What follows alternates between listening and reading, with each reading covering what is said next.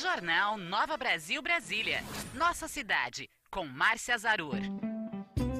Márcia Zarur já está conosco aqui nos estúdios hoje para falar de um assunto, ou para começar uma série de assuntos muito especiais, porque dentro das comemorações dos 65 anos de Brasília, aqui na Nova Brasil, até o aniversário da nossa capital, a Márcia vai trazer curiosidades sobre a nossa cidade e hoje começa falando sobre a igrejinha Nossa Senhora de Fátima, um dos tesouros da nossa arquitetura queridinha de turistas e de brasilienses e que tem um montão de histórias. Márcia, bom dia, bem-vinda. Bom dia, Ariane, bom dia, Diego, bom dia, ouvintes da Nova Brasil Brasília. A gente dá a largada para essas comemorações dos 65 anos da nossa cidade, que a gente ama tanto, que é tão linda, que tem tanta coisa para ser valorizada e contada, como as histórias da igrejinha, né, Ariane? Maravilhosa. É esse nosso tesouro, como você disse, é uma joia de Brasília e uma queridinha dos brasilienses e dos turistas, né?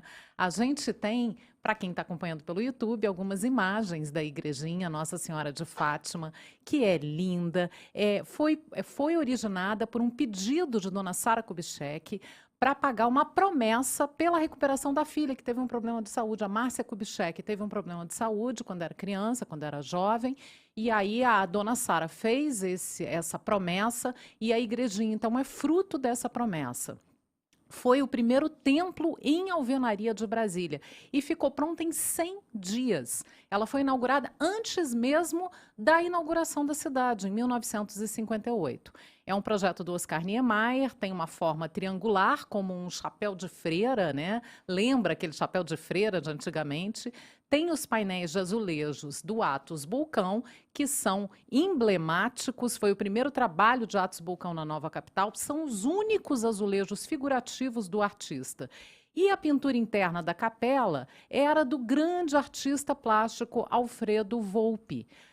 E aí, essa pintura foi destruída, mas eu vou deixar a Liliane Cardoso, que é uma jornalista super conhecida na cidade, que conhece muito as histórias da cidade, está participando dessa cobertura dos 65 anos de Brasília, aqui conosco na Nova Brasil, e eu vou chamar a Liliane Cardoso para contar essa história para a gente.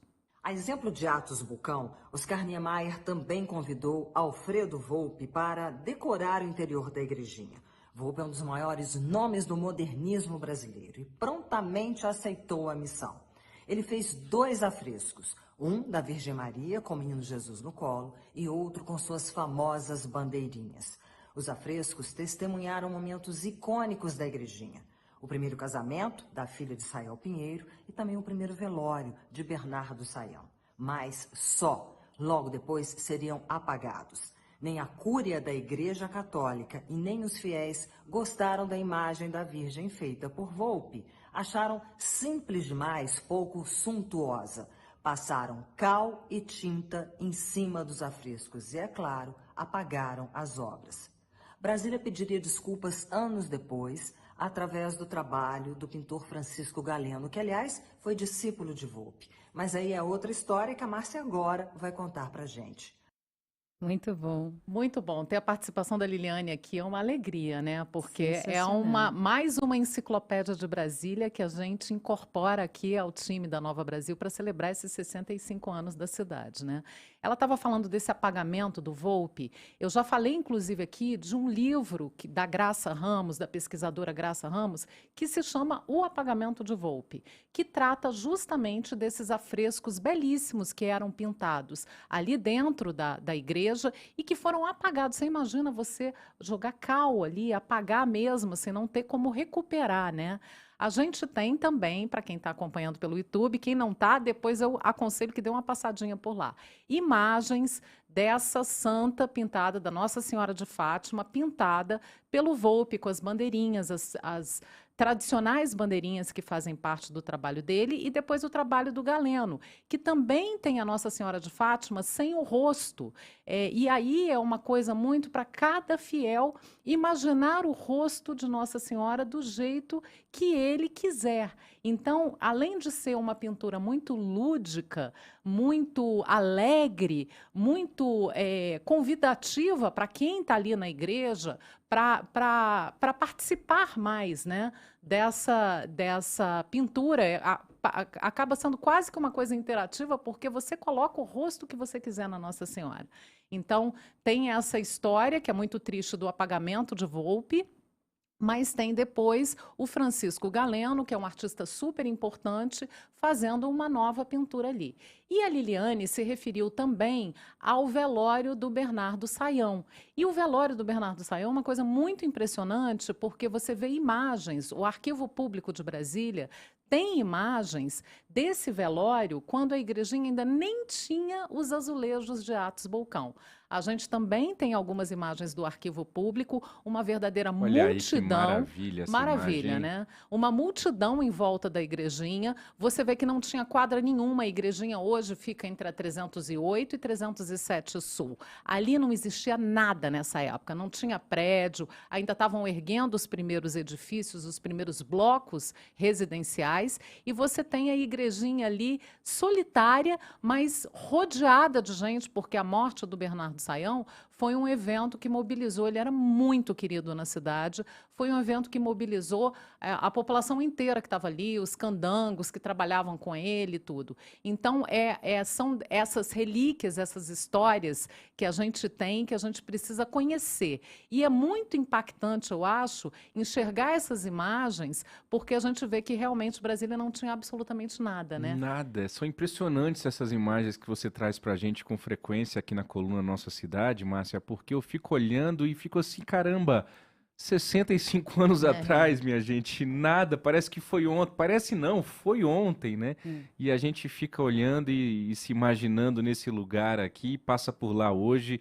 Olha só, famílias uma inteiras ali, coisa- uma multidão, os É uma trabalhadores, né, multidão, Márcia? uma multidão. A história de Bernardo Sayão, a gente contou um pouquinho, teve uma edição especial do Mesa para Dois, sexta-feira, a gente contou um pouquinho essa história, né, que o Bernardo Sayão foi responsável por abrir todas as estradas, inclusive a Belém-Brasília, e quando ele estava trabalhando numa dessas estradas, uma árvore caiu em cima dele e ele faleceu. Caramba. Antes da inauguração da cidade. E ele tinha sido uma das pessoas que tinha organizado o local do cemitério Campo da Esperança. E foi o primeiro a ser enterrado no Campo da Esperança. Então, Brasília já tem muitas dessas histórias e desses heróis, né? Muitos heróis, muitos deles anônimos, que foram operários que ajudaram a construir Brasília e acabaram morrendo nesse processo, né? Nessa epopeia que foi a construção da cidade. Mas é uma história também muito rica e muito linda, que a gente tem que valorizar e que a gente tem que celebrar muito esses 65 anos, porque Brasília realmente é um grande acontecimento desses 2 últimos séculos, eu diria, né? E a gente tem o privilégio de estar morando nessa cidade. Que demais. Então você fica ligado, porque a partir de hoje, às segundas-feiras, dentro dessa celebração dos 65 anos de Brasília, a Márcia Zaru vai trazer para a gente algumas curiosidades, vai nos lembrar relatos, histórias, e a gente vai conseguir refletir um pouco mais e conhecer um pouco mais dessa Brasília tão jovem, mas já tão cheia de história. E para isso a gente tem uma vinhetinha própria que o Davi Rodrigues vai soltar aqui. Olha que maravilha, ouvinte. Nova Brasil, nos 65 anos de Brasília. A Nova Brasil nos 65 anos de Brasília, com uma série de conteúdos especiais, com a Márcia Zaru, com a Bárbara Lins, com a Liliane Cardoso, também conteúdos especiais no nosso Instagram, @NovaBrasilBrasília. Daqui até o dia 21 de abril, a gente vai exaltar ainda mais a nossa capital, Márcia. E dia 14 tem um Mesa para Dois especial. Eu fiz uma participação junto com a Liliane Cardoso no Mesa para Dois de sexta-feira. Dia 14 tem um novo Mesa para Dois super especial, já que dia 21 é feriado, né? Duplo feriado, né? Exato. E não vai ter expediente. Então a gente vai fazer esse jornal especial celebrando a capital no dia 14 de abril. Então a gente espera todo mundo, a gente espera uma participação muito grande das pessoas também no nosso Instagram, comentando, sugerindo, celebrando Brasília, porque Brasília merece. Genial, Márcia. Obrigada por hoje. Boa semana para você. Uma ótima semana a todos, e mesmo que ela seja difícil, que seja maravilhosa. maravilhosa.